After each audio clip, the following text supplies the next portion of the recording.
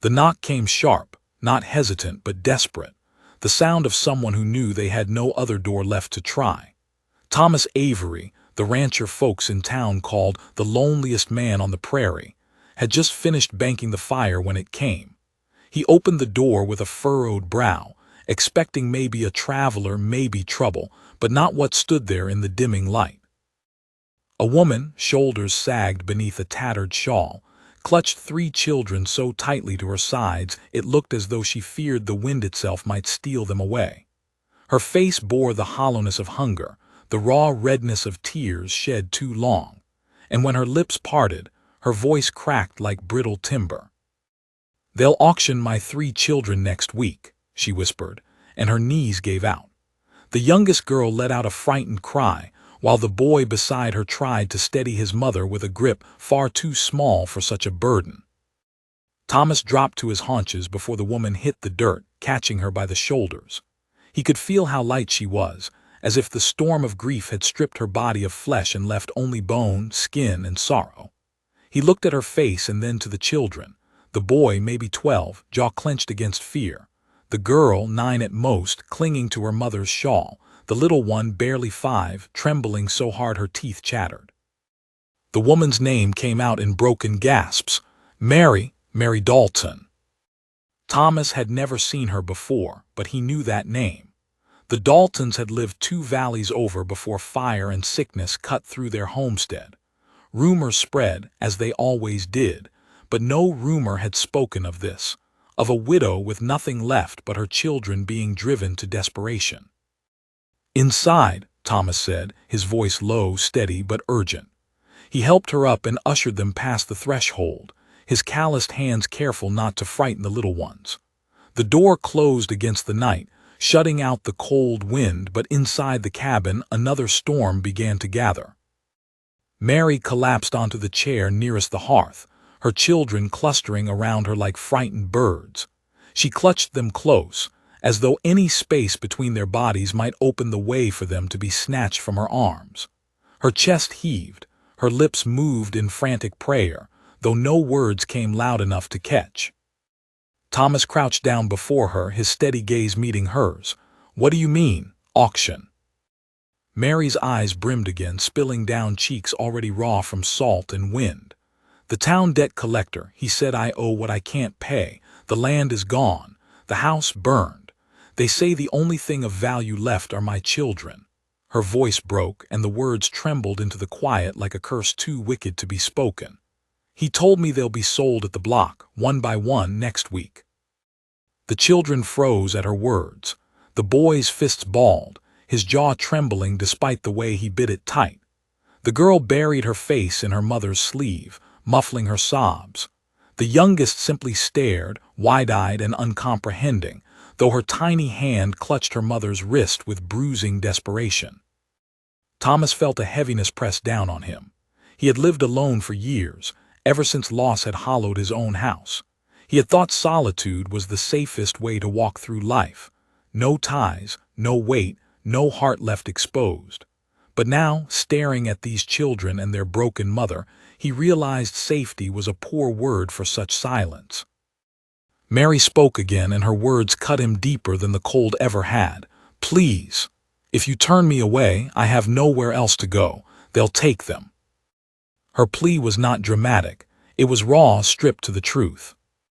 Thomas drew in a slow breath, the air heavy with the smoke of the fire. He looked to the children, then back to Mary, and he knew this was not a decision that left room for hesitation. "You won't face that alone," he said at last. The room seemed to still at his words, but outside, the wind rattled the cabin walls as if warning them of what was to come. Thomas did not know what awaited them at the end of the week. He did not know who would rise against them, or how steep the cost of defiance would be. But he knew one thing as clear as he knew the crackle of fire in the hearth. Mary Dalton and her children would not be put on an auction block so long as he drew breath. The children looked up at him, eyes wide, uncertain whether to believe. Mary pressed her forehead to her hands, tears slipping freely now.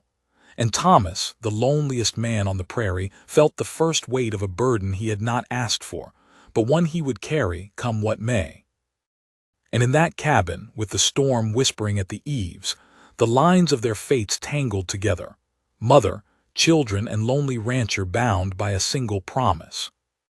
The fire burned low, its crackle filling the silence after Mary's sobs had quieted into broken breaths. Thomas sat across from her at the rough-hewn table, his fingers drumming once against the wood before curling into a fist.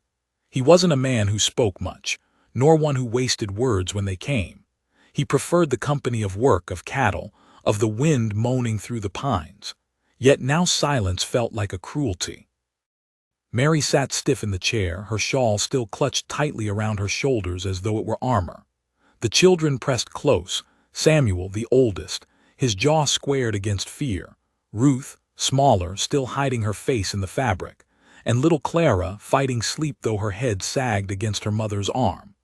Thomas could see the exhaustion in their frames, the kind that seeped into bones and hollowed the spirit. "You've walked far," he said at last, his voice gravel. Mary lifted her eyes to him, shadowed and red from tears. "Since the fire, since I had no place else to go." She swallowed hard, forcing the next words out like stones. "The collector said he'd send word to the sheriff, that the sale would happen in Cold River." Her lips trembled. "I can't let them. I won't let them." Thomas leaned back, the chair creaking beneath his weight.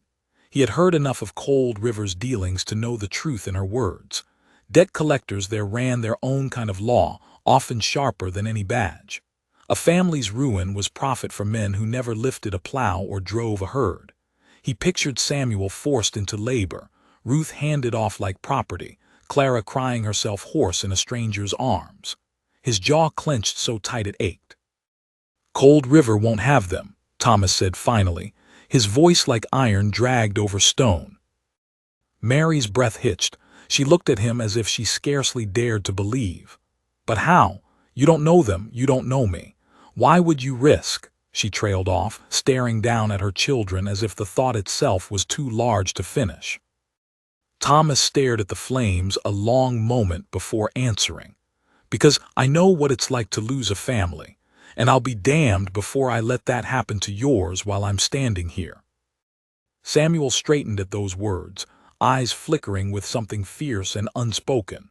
Ruth's sobs quieted into small hiccups, though she didn't lift her face. Clara, too young to understand, nestled deeper against Mary's side, her tiny hand slipping into her mother's. For the first time since she had crossed his threshold, Mary let herself breathe. Not easy, not free, but enough to ease her shoulders from their rigid hunch.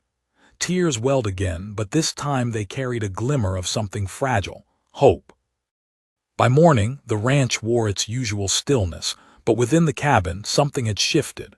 Mary rose early, her hair pulled back, her hands moving with quiet purpose as she set about tidying dishes and sweeping ash from the hearth. She moved as one determined to repay hospitality, though Thomas suspected it was more than that.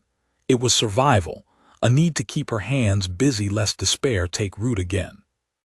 Samuel followed Thomas outside, trailing close as he checked the barn and water troughs. The boy didn't speak much, but his eyes followed every motion. When Thomas hefted a pitchfork, Samuel mimicked, though the handle was too heavy for him. Thomas said nothing, only shifted a smaller tool into the boy's hands. Samuel's grip tightened like he had been handed a weapon. "You ever work cattle?" Thomas asked, voice low. "Pa taught me some," Samuel answered, his voice rough but steady. Before he took sick." Thomas nodded. "Then you know what it means to pull your weight. You keep that, you'll do fine here." The boy's chest swelled faintly with pride, though he hid it quickly. Thomas saw it anyway. Inside, Mary watched from the doorway, her heart pulled taut between gratitude and worry. She wasn't used to kindness that asked nothing in return. It frightened her almost as much as the cruelty she'd fled. What if he changed his mind? What if he sent them away? She clutched Clara closer, whispering a prayer beneath her breath. Ruth tugged at her skirt. "Mama, is he really going to stop them from taking us?" Mary crouched to meet her daughter's eyes. "He says so, child, and I believe him. For now, that's enough." but even as she spoke, her voice carried the tremor of doubt. Belief was one thing, the men of Cold River were another. That evening, as the sun bled red across the horizon, Thomas returned from mending a fence line with Samuel trudging faithfully behind. They found Mary seated by the fire, her children dozing in her lap. She looked up, exhaustion plain, yet her eyes held something steadier than the night before. Thomas set his hat on the table and leaned against the wall. "You can't stay hidden here forever. Cold River won't forget a debt." Mary's face paled, though she nodded. "I know, I've thought of nothing else since he told me. Every hour, every breath, I see their hands reaching for my children." She bit her lip hard, forcing back a sob. "Tell me what to do." Thomas folded his arms, his gaze steady. "First, you rest. Tomorrow we ride to town. I'll have words with the sheriff. If Cold River thinks they can take children for coin, they'll answer to more than a mother's grief." Mary's eyes widened. "But—" "No buts," Thomas cut in, though his voice was not unkind.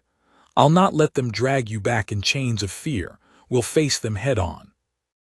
The fire popped, sparks leaping up the chimney. Samuel's head lifted, his young face set with determination beyond his years. Ruth shifted in her sleep, her hand tightening on her mother's dress. Clara whimpered, and Mary hushed her gently, though her own heart thundered. She looked at Thomas Avery, this rancher she'd stumbled upon at the edge of despair, and wondered what had compelled him to risk himself for them. Loneliness, perhaps, or a heart still scarred by his own losses. Whatever the reason, she clung to it, for it was all she had left. That night, Mary lay awake on the pallet Thomas had made for her and the children. She stared at the ceiling beams, the shadows cast by the firelight dancing across the wood. Every time she closed her eyes, she saw the block in Cold River, saw her children's hands wrenched from hers. But when her gaze shifted to where Thomas sat by the dying fire, shoulders broad, head bowed in thought, she found her breath easing. Not because the danger had vanished, but because someone else carried the weight with her now. And in that fragile space between fear and hope, Mary dared to believe deliverance might yet come. The next morning dawned cold, frost clinging to the earth. Thomas saddled 2 horses, his motions practiced and sure. Samuel stood beside him, excitement and nerves battling in his eyes. Mary stepped out, shawl wrapped tight, Clara balanced on her hip and Ruth clutching her hand. "Are you sure?" she asked, voice trembling. "If they see me, if they see us." Thomas tightened the cinch strap, his jaw set. "That's exactly why we go. Fear only grows in the dark. We'll drag it into the light." He mounted, then extended a hand to her. She hesitated, then placed her trembling fingers in his grip. His strength hauled her up before him, Clara between them, Ruth perched before Samuel on the second horse. As they rode toward town, the chill wind biting their cheeks, Mary whispered a prayer into the morning air. Behind her, the land stretched wide and merciless, but before her, for the first time in many long nights, lay a chance to fight, to hold on, to keep her children from the block. But Cold River was waiting, and its shadows ran deeper than she could yet imagine. The ride into Cold River carried the tension of a hanging rope, every hoofbeat another tick of dread hammering through Mary's chest. She kept her shawl pulled tight against the morning chill, though it did little to fight the trembling that came not from the cold, but from what awaited them. Clara whimpered against her shoulder, too young to understand the peril but sensitive enough to feel her mother's fear. Ruth rode stiff-backed on the second horse, clinging to Samuel, who sat rigid with determination, though Thomas could see the boy's jaw quivering when he thought no one looked. The town emerged over the ridge like a scar on the land. Buildings crouched together, weather-worn boards and paint long faded, but still a bustle stirred there. Merchants shouting, wagons rattling, horses snorting as their riders dismounted. And above it all the courthouse stood, not grand but imposing in its own way, its facade promising law but reeking of something fouler, profit wrapped in order. Thomas slowed the horses as they entered the main street. Men loitered on porches, some tipping their hats in half-hearted greeting, others staring too long at the woman clutching 3 children like they were shields. Whispers carried, soft at first, then sharper. Mary's name hissed through cracked teeth like gossip made flesh. She lowered her gaze, cheeks burning. Thomas's jaw tightened. He kept his gaze forward, shoulders square, daring anyone to step in their path. At the sheriff's office, he reined in and swung down from the saddle. He offered his hand to Mary, helping her dismount with Clara still in her arms. Ruth slipped to the ground beside her brother. Thomas knocked once, hard, on the door. Sheriff Alden appeared, a thick man with a face like sun-bleached leather and eyes sharp as glass. He leaned against the doorframe, gaze moving over the group with cool disinterest until it landed on Mary. His mouth curled, not in surprise, not in pity, but in a knowing smirk. "Well now," he drawled, "Mary Dalton, thought you'd vanished for good. Seems Cold River wasn't rid of you after all." Mary flinched. Thomas stepped forward, his frame cutting the sheriff's view of her. She came to speak on business. Alden raised a brow. Business. The only business she's got is debt, and the collector's got claim enough to prove it. His gaze shifted back to Mary, his smirk widening. "Word is, he means to settle it next week. I don't recall you being invited to interfere, Avery." Thomas's voice hardened. "Children aren't property. You stand by while a man tries to sell them, and you're no better than the ones holding the block." The sheriff straightened, crossing his arms over his chest. "Careful how you speak, rancher. You've got no say in Dalton debts. The law's the law." Mary's voice burst forth, raw and trembling.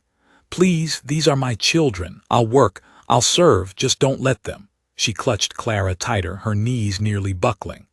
Ruth reached for her mother's hand, and Samuel stepped in front of them both, as if his small body could ward off the world. The sheriff didn't move. His eyes slid from the children back to Thomas. "I'd suggest you keep your nose in your own affairs. Cold River's debts don't need a lonely rancher's pity meddling with them." Thomas's fists curled at his sides. The urge to strike rose sharp and hot, but he knew fists would only tighten Alden's smug grin. He drew in a slow breath, forcing his voice steady. "Then I'll speak with the collector myself." Alden barked a humorless laugh. "You'll find him at the saloon. But I warn you, Avery, you step into this, you're stepping into a fight you can't win."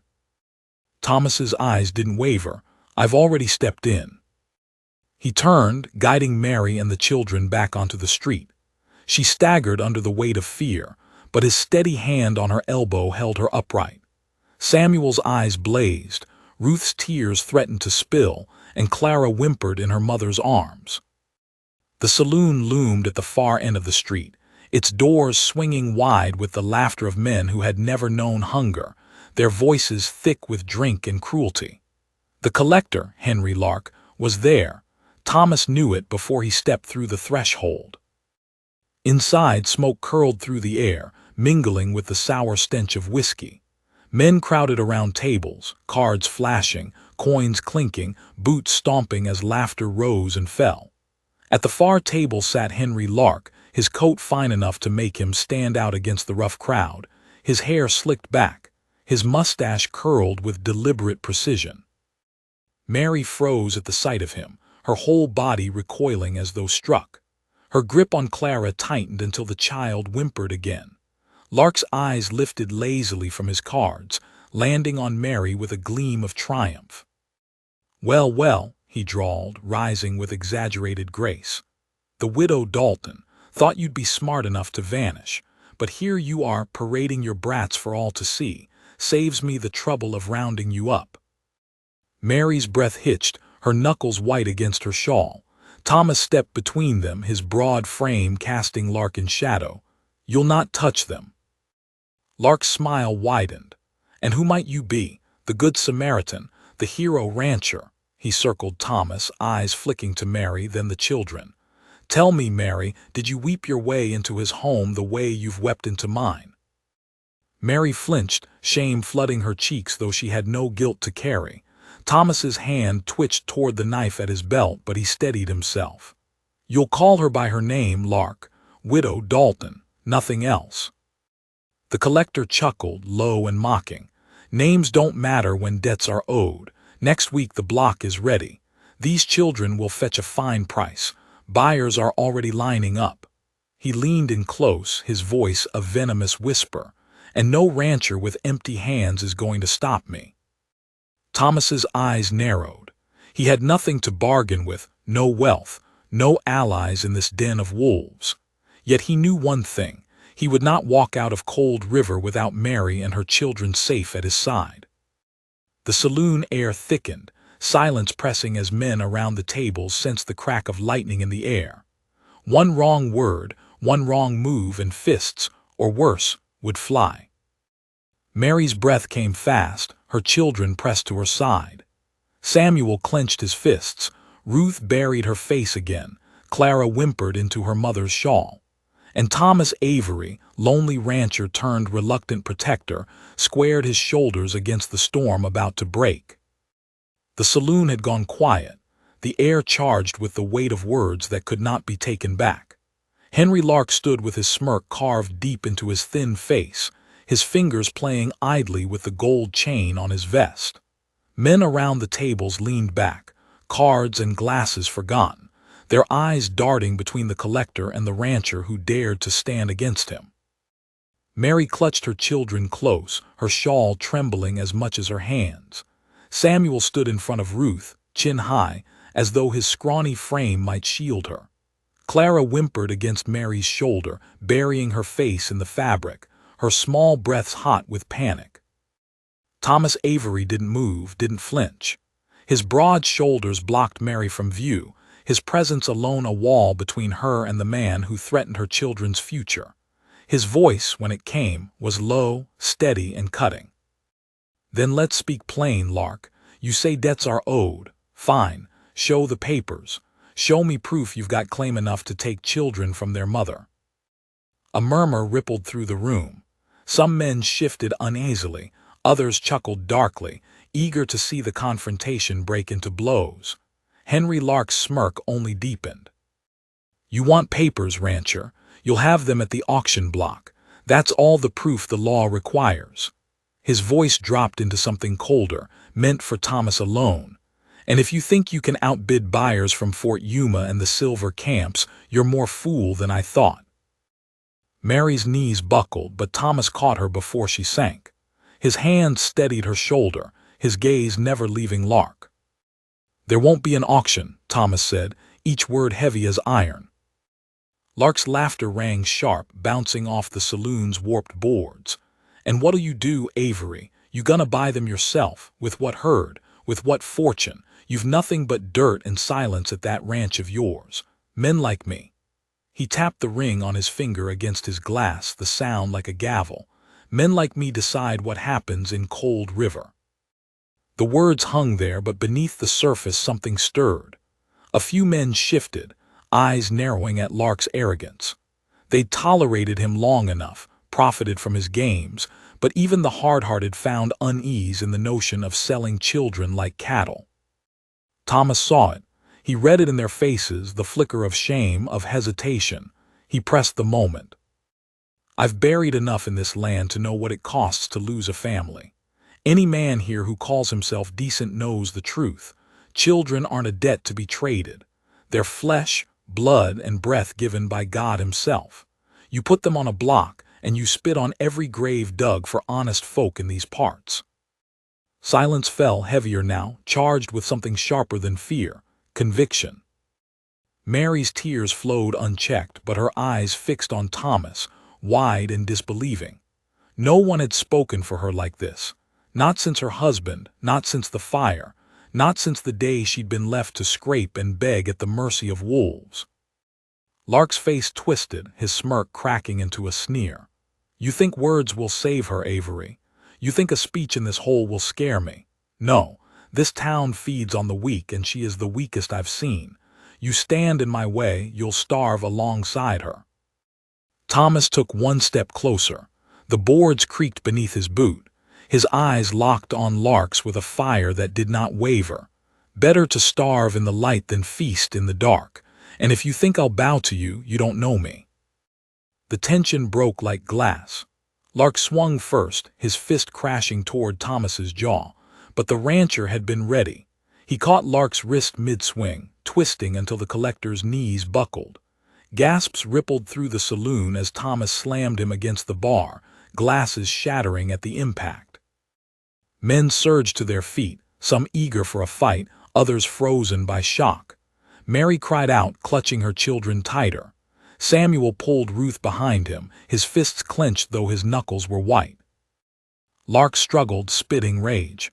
"You'll regret this, Avery. You'll regret the day you crossed me." Thomas's voice thundered above the din. "No more children on your block, Lark. Not hers, not anyone's." The bartender, a grizzled man who'd seen too many brawls, stepped forward, his shotgun raised. "Out, both of you. Take it to the street if you must, but not here." Thomas released Lark, who stumbled back, clutching his wrist. His face burned crimson, his pride wounded deeper than his flesh. He straightened, adjusting his coat with trembling hands, and fixed Thomas with a look that promised retribution. "This isn't over," Lark spat.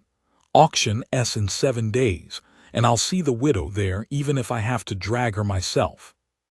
He stormed from the saloon, his men trailing behind, their eyes darting uneasily toward Thomas as they followed. The room exhaled. Men returned to their tables, though whispers swirled like smoke in the air. Thomas turned, his gaze finding Mary. Her face was pale, her lips trembling, but her eyes shone with something fierce. Fear still, but threaded now with the fragile thread of belief. He extended his hand to her. She took it, her fingers shaking as they curled around his. Samuel and Ruth pressed close, Clara still tucked against her mother's shoulder. Together, they stepped out into the street, the late sun casting long shadows over the dirt. The silence outside was thicker than the saloon smoke. Mary clutched Thomas's arm, her voice breaking. "He'll come. He'll send men. He'll take them." Thomas steadied her with his gaze. "Then we'll be ready. He won't take them, Mary, not while I stand." The promise lingered, but even as the words left his mouth, Thomas felt the weight of what they meant. Lark was powerful, backed by money and men who thrived on fear. A single rancher could not stand alone against such a force. But he was no longer alone. He looked at Samuel, at the boy's clenched jaw and determined stare. At Ruth, trembling but resolute. At Clara, whimpering softly, her innocence a reminder of what they fought for. And at Mary, her eyes brimming with tears yet shining with a strength she herself didn't believe she carried. Thomas Avery, once the loneliest man on the prairie, now bore the weight of 4 souls, and he knew he would carry it to the end, no matter what storm it brought. The next days were not quiet. Word spread like wildfire through Cold River. Some whispered that Avery had lost his senses, standing against a collector who owned half the valley. Others whispered something else, that perhaps the rancher was right, that perhaps it was time someone said no. Mary worked beside Thomas at the ranch, her hands blistering as she mended, scrubbed, and cooked, determined to repay kindness with labor. Samuel followed Thomas like a shadow, learning to mend fences, to haul water, to feed cattle. Ruth stayed close to her mother, helping where she could, while Clara's laughter, faint but real, began to warm the cabin walls. But every sunset carried dread. 7 days would pass too quickly, and with them the shadow of the block loomed nearer. One evening, as the family gathered by the fire, Thomas sat sharpening his knife, the steady scrape filling the room.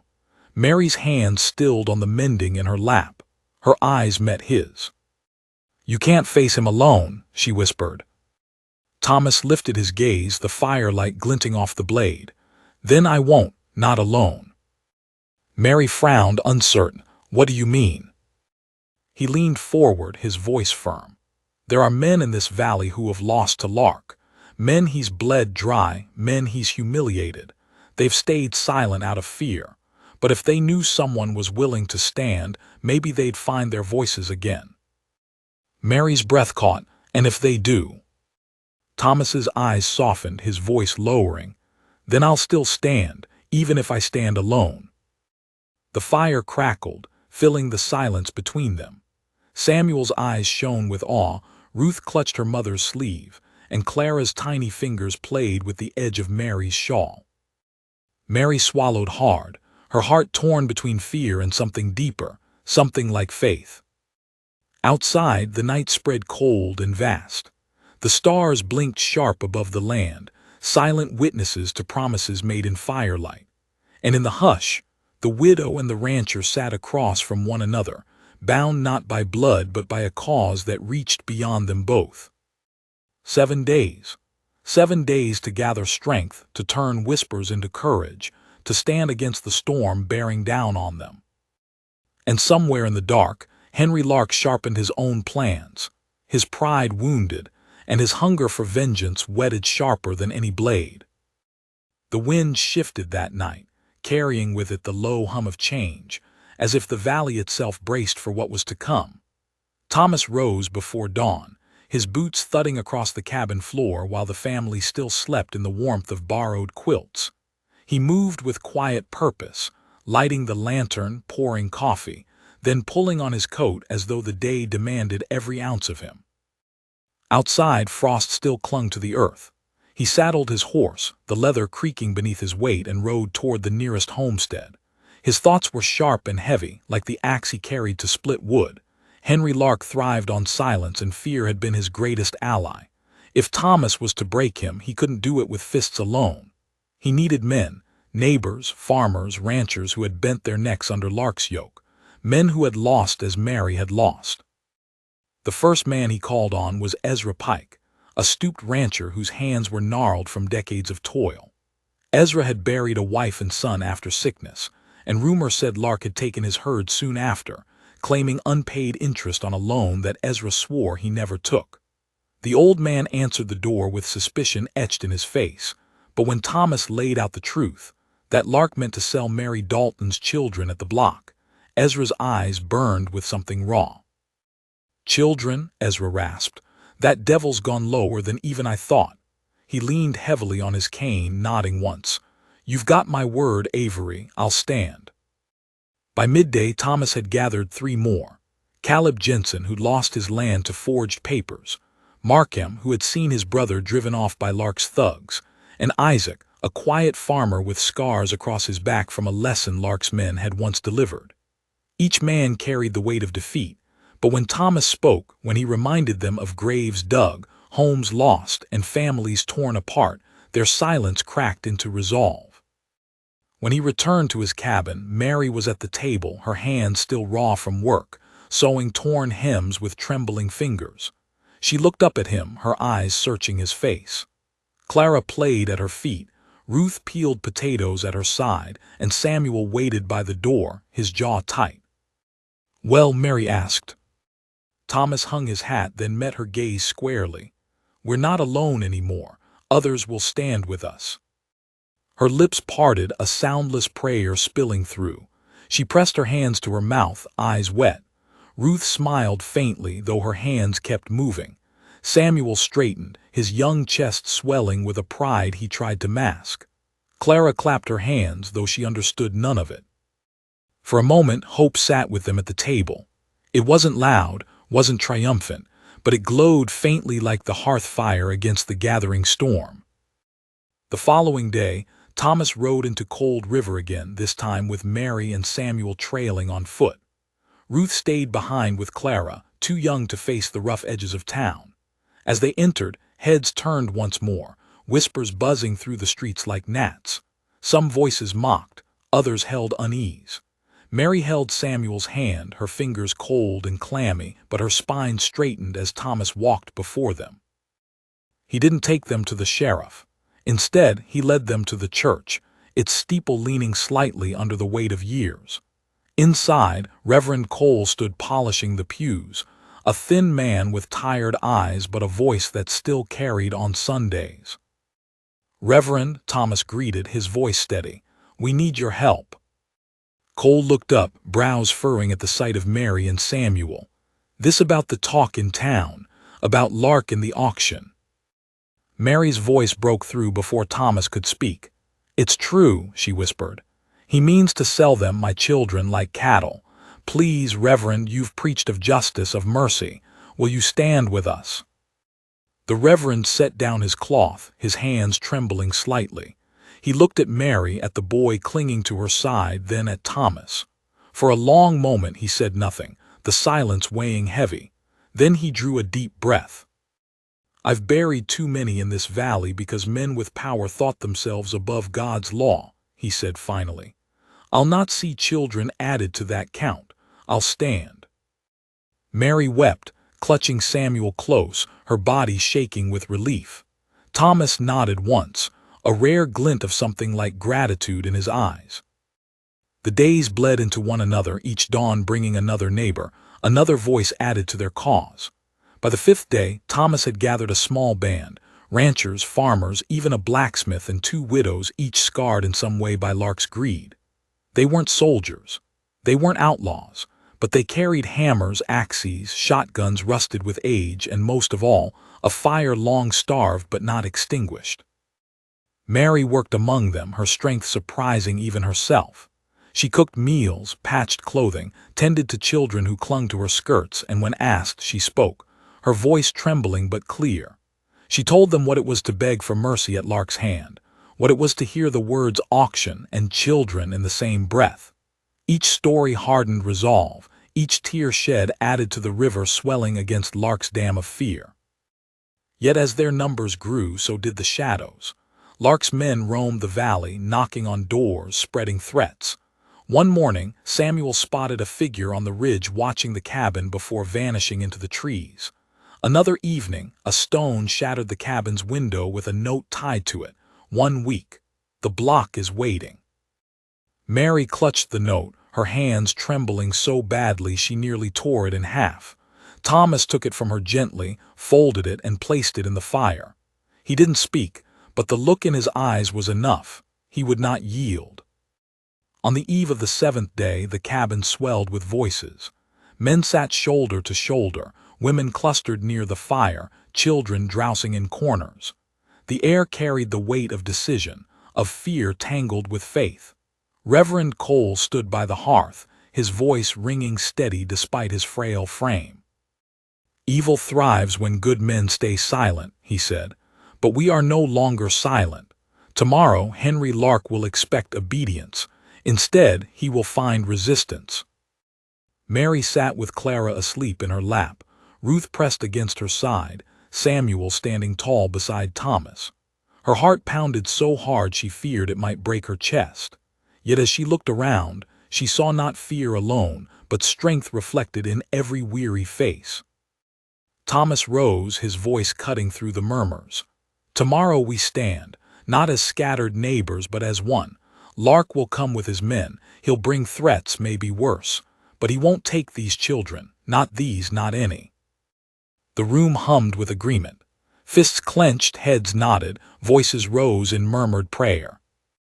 Mary's eyes burned as she looked at Thomas.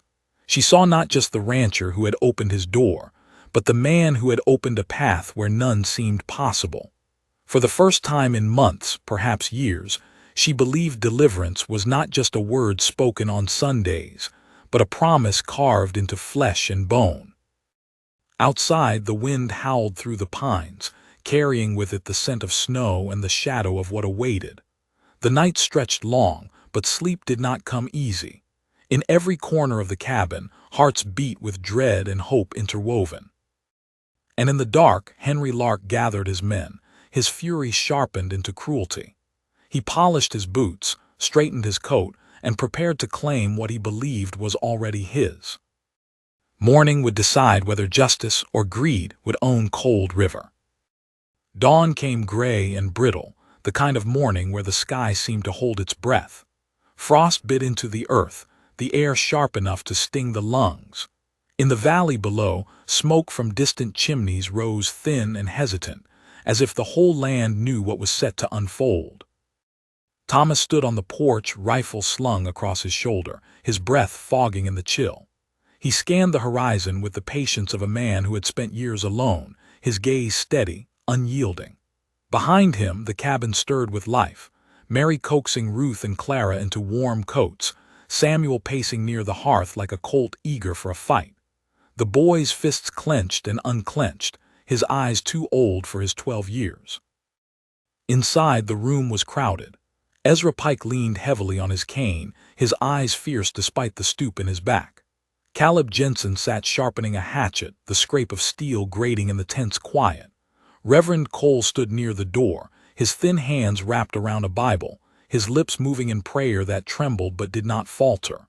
The others, Markham, Isaac, the blacksmith, and the 2 widows, busied themselves with last preparations, every motion stiff with dread.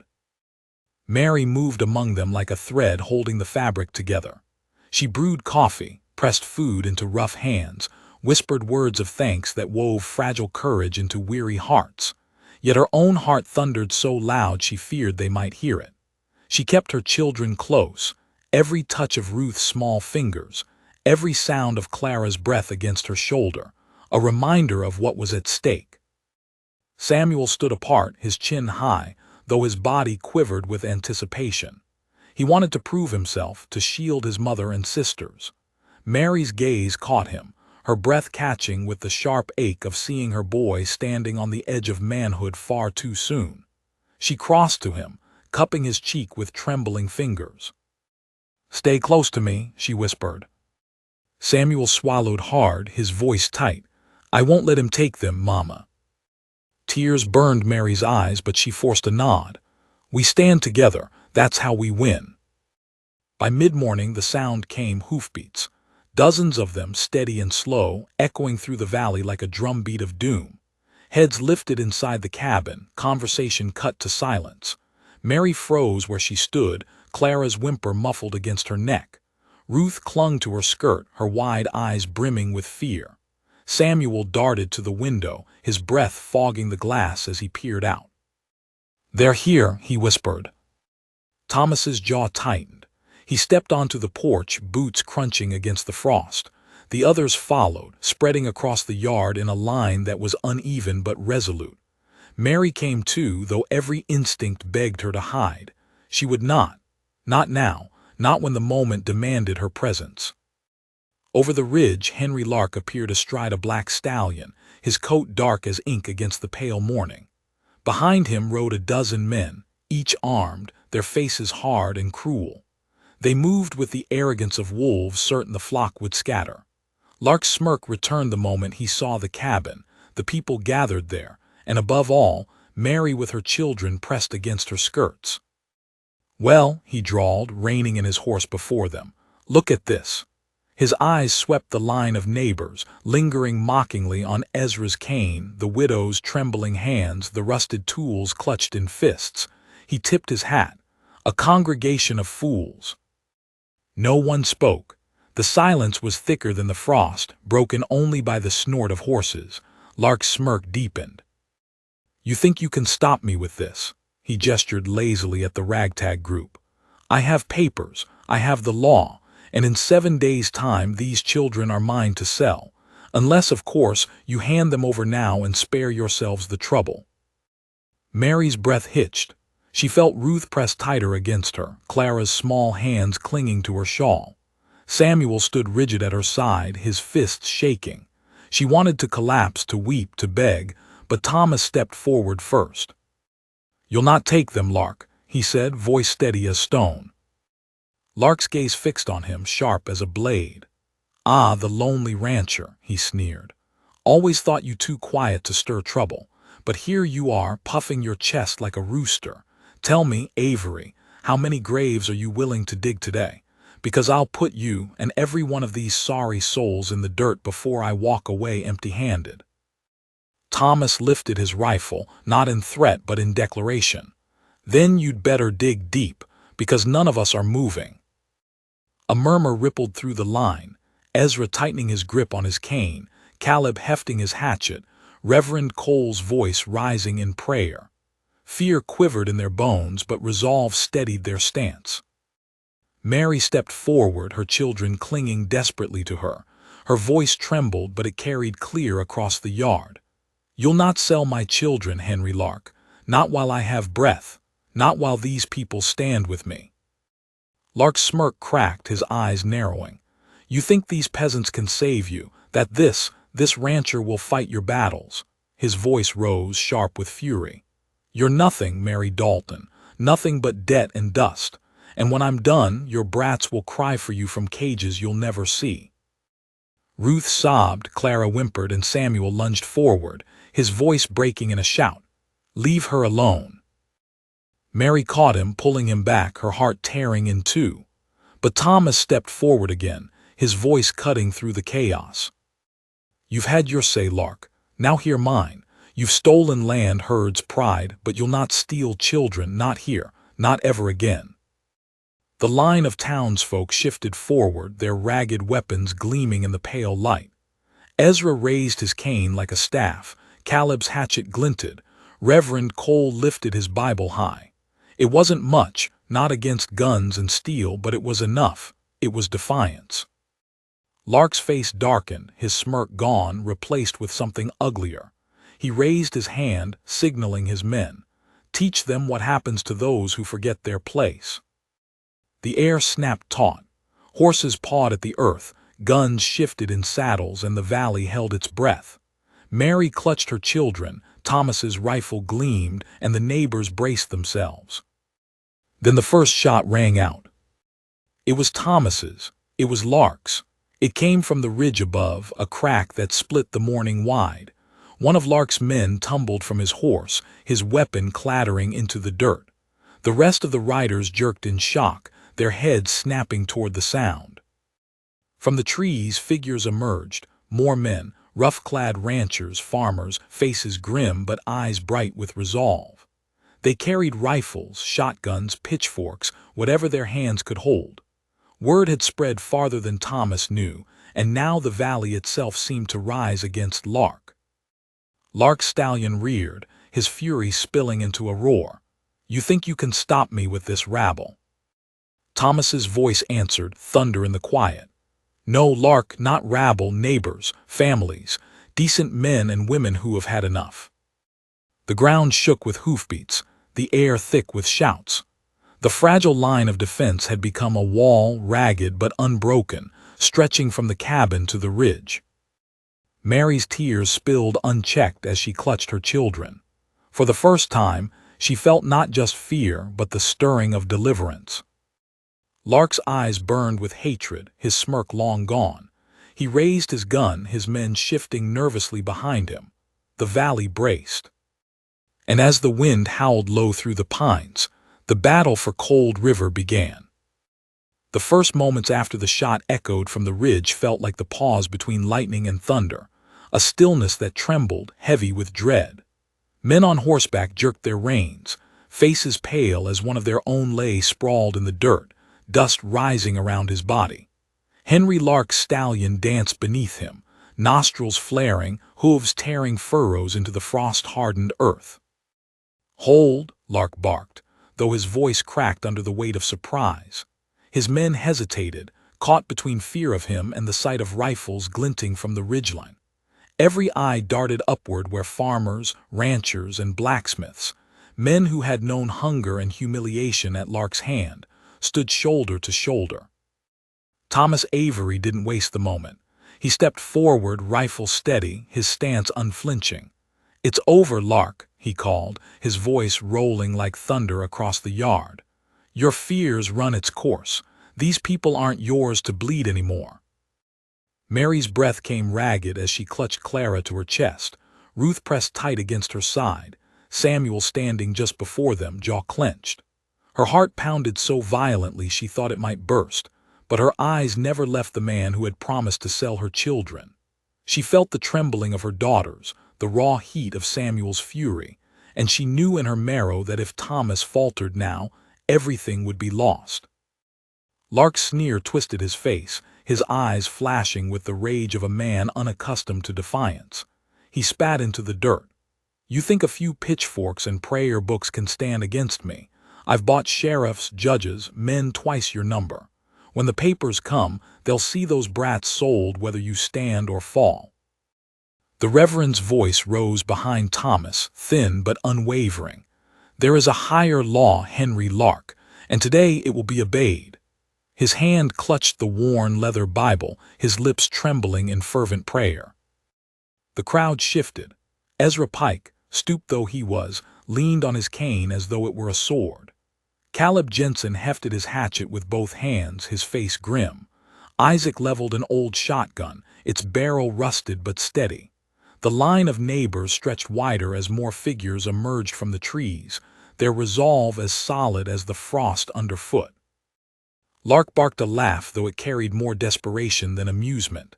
"You fools, every one of you, you think you've won because you've gathered a mob. I'll break you. I'll grind you into dust, and I'll start with her." His gun arm swung suddenly, leveling at Mary. Mary's scream tore through the yard, instinctively pulling her children close. Samuel stepped in front of her, arms wide though his body was trembling. Thomas moved faster. His rifle cracked, the bullet splintering the dirt just inches from Lark's horse. The stallion reared, shrieking, nearly unseating its rider. Thomas's voice roared above the chaos. "You'll not touch them." Silence held in his wake, stunned and trembling. Then Reverend Cole's voice broke it, soft but carrying like a benediction. "He's finished. He just doesn't know it yet."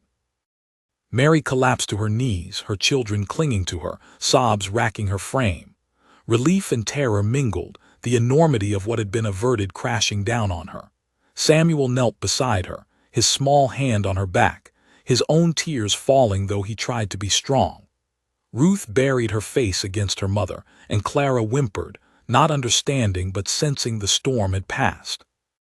Thomas lowered his rifle, his shoulders sagging for the first time. He turned to Mary, his gaze steady, his voice softer than she had ever heard. "It's done. He won't take them." Mary lifted her tear-streaked face, her lips trembling. "You don't know what you've done for us." Thomas shook his head slowly. "No, Mary, we all did it. This valley stood, and it'll keep standing." Around them, neighbors murmured in agreement. Ezra tapped his cane into the dirt with a nod. Caleb sheathed his hatchet. Isaac lowered his shotgun. On the ridge, rifles dipped, men exhaling in relief. The valley had found its voice again, and in that voice, Mary heard something she had thought lost forever: safety. But even as she clutched her children tighter, a sliver of unease gnawed at her. Henry Lark had ridden off, but his words lingered like poison. "This isn't the end." Mary knew men like him didn't surrender. Not truly. He would return, perhaps not tomorrow, perhaps not next week, but someday when the valley's guard lowered, when her children laughed too freely. And when he did, they would need more than courage. They would need each other.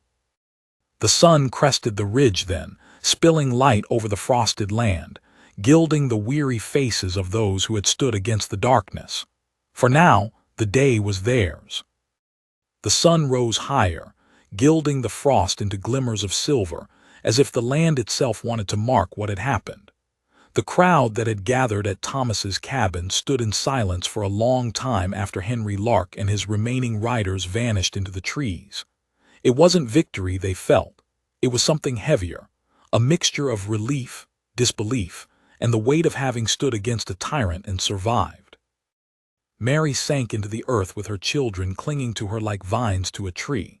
Her body shook as sobs racked her chest, not the helpless sobs of despair, but the trembling release of a woman who had held terror too long in her bones. Samuel tried to be brave, pressing his hand against her back, though tears streaked his face.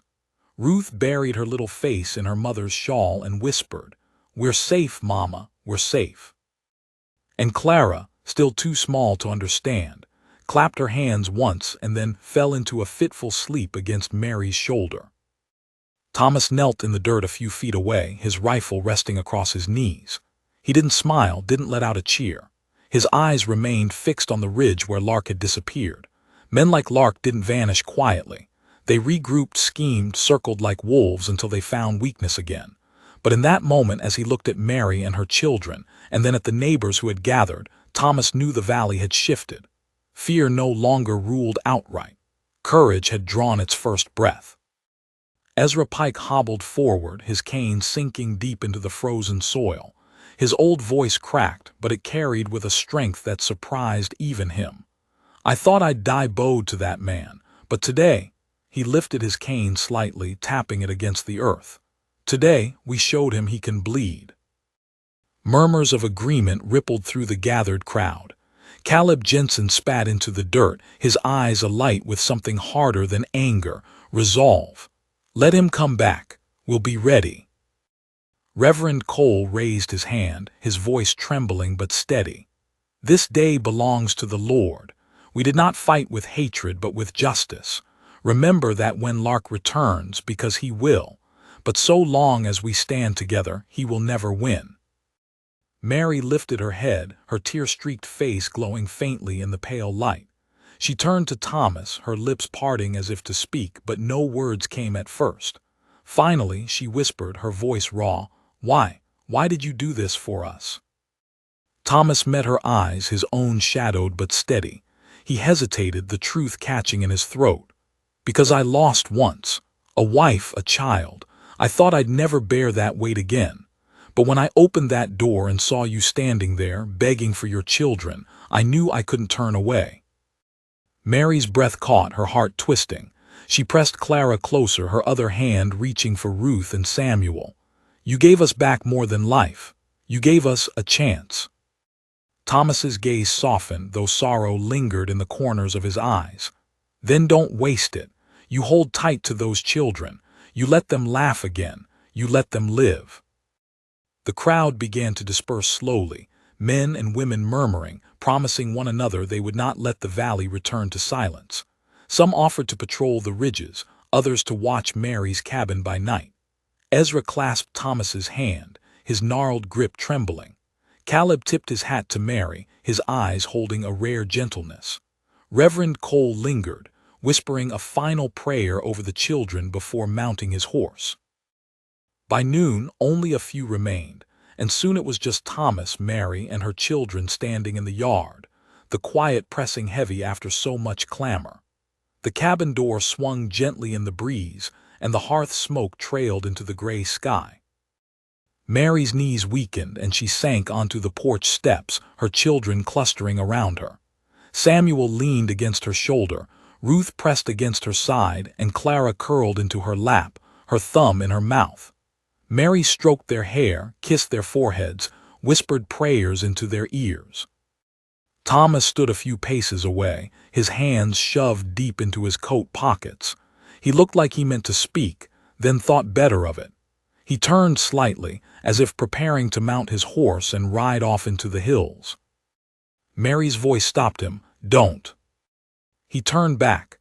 Her eyes met his, filled with exhaustion and fear, but also something new, something steadier. "Don't walk away now," she whispered. "You've carried us this far. Don't leave us to stumble again." The plea pierced deeper than any weapon. Thomas looked at her, at the children nestled against her, at the cabin that already bore signs of their presence, quilts over chairs, a doll left forgotten near the door. His chest tightened, old wounds pulling taut, but he did not turn away. He walked to the steps, lowering himself beside her. For a long moment they sat in silence, the only sound the soft breath of children who had nearly been stolen.